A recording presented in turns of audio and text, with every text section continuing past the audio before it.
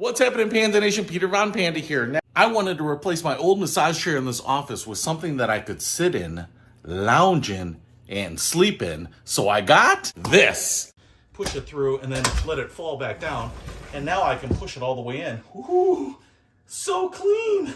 And they call it a sofa. It's really more of a sofa than a chair. And then I could just pull this back and it'll go all the way back down. Now it has some intermediate steps too. So right there, we're kind of in a reclined position. And then I can go up to here, and I would say this is maybe 80 degrees back. So then you would put your pillows there.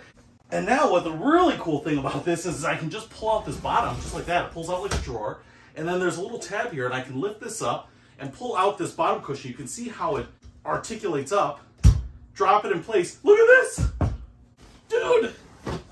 Oh, yeah. And now, this is really a lounger. I can sit here. It's better than a recliner. You know, small pad lifting up my legs. This is a whole sectional. Oh my gosh.